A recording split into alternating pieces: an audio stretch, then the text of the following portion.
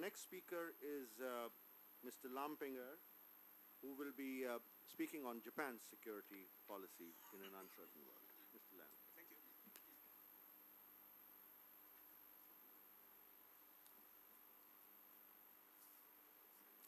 Good morning, ladies and gentlemen. First, I would like to express my heartfelt thanks to Director General Sisodia for kindly inviting me to give me this golden opportunity to be in New Delhi and to participate in this very interesting and prestigious flagship event of IDSA. Recently, I came across a ranking of top think tanks in the world by Foreign Policy magazine, and IDSA was ranked as one of the top think tanks in Asia. So I'm very pleased to be here to participate in the activities of this very prestigious think tank. Besides being very impressed by the 1.5 days of discussion, I'm also very impressed by the quality of the questions, discussions, and objections from the floor. In Northeast Asia, I'm a Japan specialist, but I spent a lot of time in Japan and China. In Northeast Asia, and from a region where I come from, where I was born, Southeast Asia, very often you have to, in certain conferences, if there are no Americans, Europeans, and Australians, you have to pull teeth to get people to talk. But I see that in India, in South Asia, there's no such problem. And reminds me of the book by Nobel laureate Amartya Sen, The Argumentative Indian.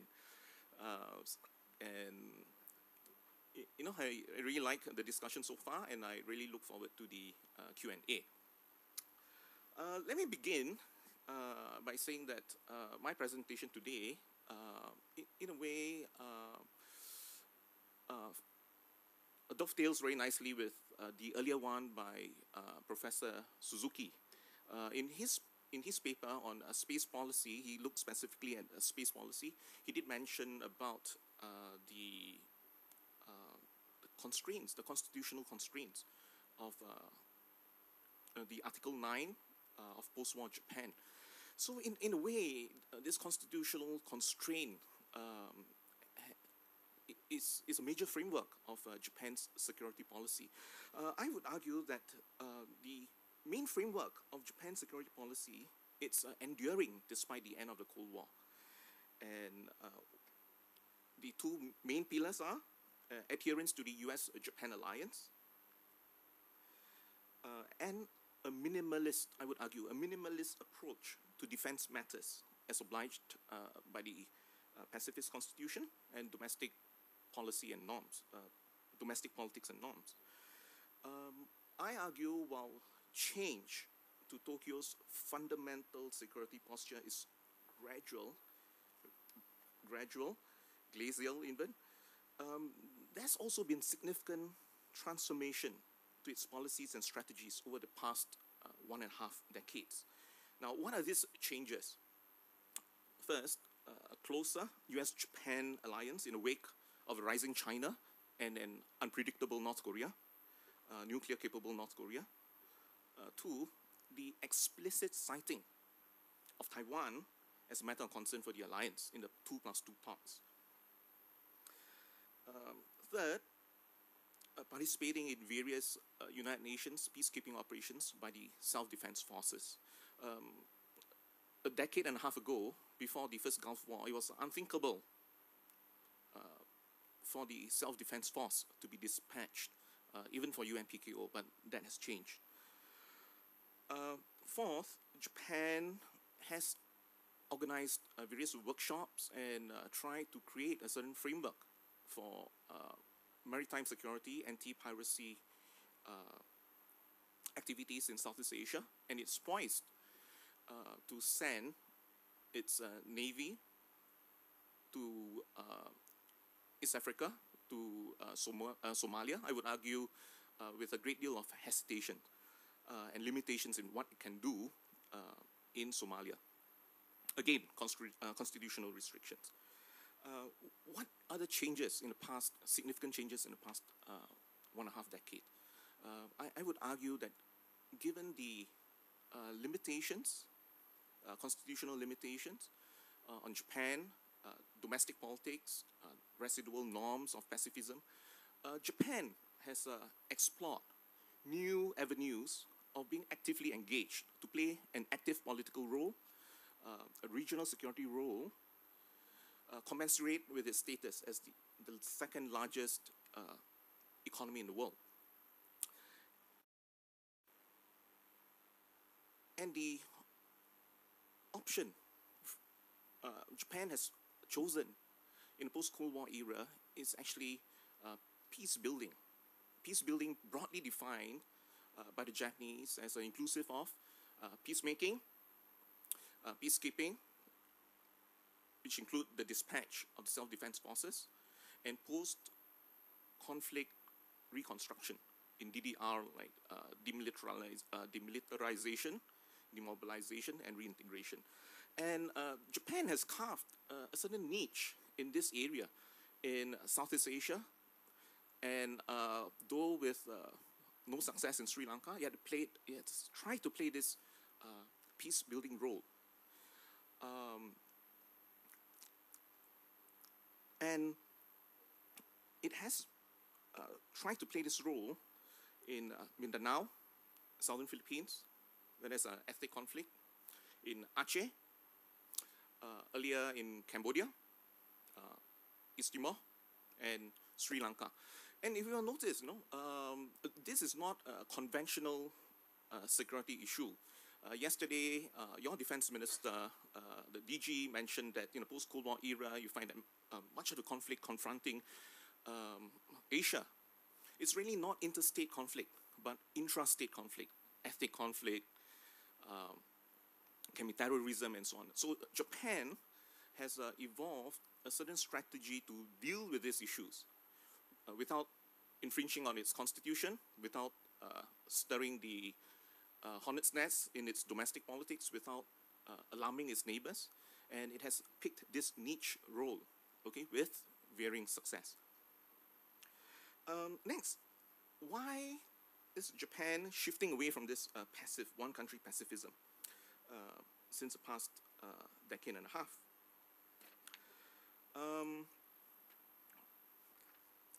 I've already mentioned that it has this desire to play a more active role since the humiliation of the First Gulf War. I think most of you are familiar with that. I shall not elaborate on that.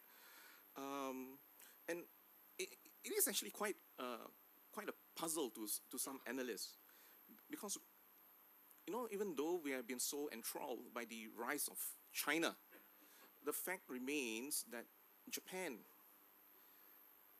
is the second largest economy in the world, estimated GDP of US 4.38 trillion in 2007. And what about its defense spending this year, fiscal 2009? Given the fluctuation of the US dollar and yen conversion, it is estimated it's a considerable 4.77 trillion yen, which is US $52.7 billion for this year. So it's quite considerable, So there's this paradox. On one hand, Japan has a persona of being, a hamstrung military policy, security policy. And on the other hand, it spends quite considerably on its military. But the qualification is, it is neither an autonomous military power nor possesses any nuclear weapons. And indeed, there's a rising interoperability with its US ally. So what does this mean? That Japan does not have the capability or the will to act independently in conventional military affairs. In other words, it may engage in UN peacekeeping operations, it may be involved in peace building, with the clarion call that peace building is increasingly an important pillar of its foreign relations. But still, despite all these changes, the fundamental bottom line is Japan does not engage in war fighting. It has no combat role for its troops beyond the immediate defense of its home islands and maybe offshore islands. And we talk about the rise of China, but the fact is, over the past 7 years, Japan's defense budget has been decreasing. So if China is really seen as a serious adversary to China. To Japan, one would assume Japan would spend more money on its budget, and it will adjust accordingly. But my sense is that China is viewed as a strategic competitor to Japan, very often jostling for influence in turf like Southeast Asia and so on. But it is also an important economic partner. So right now, it is a strategic competitor, and I would argue that it is not an adversary, a strategic adversary. If it is a strategic adversary, one would assume, that because Japan has the wherewithal to, is an affluent country, it could well spend more on defense, but it is not. I think because of time limitation, I only have 5 minutes more. I think I just have to skim through my paper.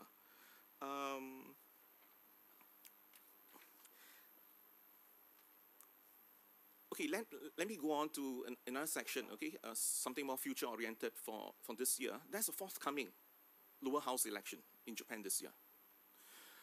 The ruling party, the Liberal Democratic Party, is the perennial one party in Japan, dominating Japanese politics, though in coalition with the Komeito today, since 1955. So the LDP had been in power longer than any political parties in Asia, with the exception of the Chinese Communist Party, which came into power in 1949. Now, what will be the impact on Japanese security policy? Okay, if the main opposition party, the Democratic Party of Japan, were to seize the reign of power, I would argue that changes will be again very gradual and minimal, and I would stick out my neck by saying that it is quite unlikely. I don't think it is very likely for the ruling LDP to snatch victory from the jaws of defeat. It is a very, very unpopular party now. Chances are, if I would bet my last dollar or rupee, that the DPJ will capture the reins of power. Okay, by September, Japan cannot defer the lower house elections by September this year. Now, what will happen if the DPJ were to capture the reins of power? And Ozawa Ichiro-led, if he were to become Prime Minister of DPJ, one can assume that perhaps Tokyo will place more emphasis on United Nations peacekeeping operations. So there will be a greater role for the self-defense force in UN peacekeeping operations. Again, that has to be qualified. Japanese forces will engage in logistical support. Okay, it will not engage in peace enforcement by military means, even within the framework of the United Nations. Again, being hamstrung by the Constitution. So what if the DPJ were to capture power? No radical change. Again, most probably, Japan would adhere. A DPJ-led Japan will adhere to a minimalist security policy. And what is this minimalist approach? A DPJ-led government is very unlikely to participate in fighting America's wars. Okay, to participate in America's wars in the Middle East. It will not increase the defense budget beyond 1% GDP. Japan will not adopt nuclear weapons or acquire aircraft carriers, nuclear submarines, or long-range bombers to project offensive military power abroad. So in Japan, if DPJ were to take over power, it seems to be an epochal change. LDP out of power since 1955, and at the same time, the more things change, the more things remain the same. As far as the fundamental policy of Japanese security is concerned, it is still the US-Japan alliance and the tension between the US-Japan alliance and the Article 9 of the Constitution. I don't really have time, although I wish I would have been given another 5 to 10 minutes to talk about something very close to my heart, which is Japanese peace building and within the concept, underpinned by the concept of human security. Just a bit of shameless self-advertisement. I have a book coming out in probably May or June by Routledge of New York and London on Japanese peacebuilding diplomacy in Asia, covering the 4 Southeast Asian countries and Sri Lanka. So I don't have time, but if you have any interest in it, please check it out. And I think I'll conclude by stating the obvious. Yes, there have been changes to Japan's security policy in the sense of what it has done, the dispatch of the self-defense force abroad for UNPKO, so-called anti-terrorist contributions in the Indian Ocean, in Iraq, for humanitarian assistance in Iraq and so on. But the fact remains that despite the end of the Cold War, despite the collapse of the Japan Socialist Party, which was a peace party of Japan during the Cold War, in its place, we have seen the advent of the DPJ.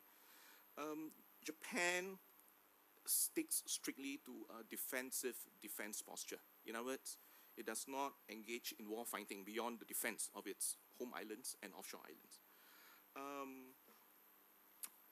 Let me conclude.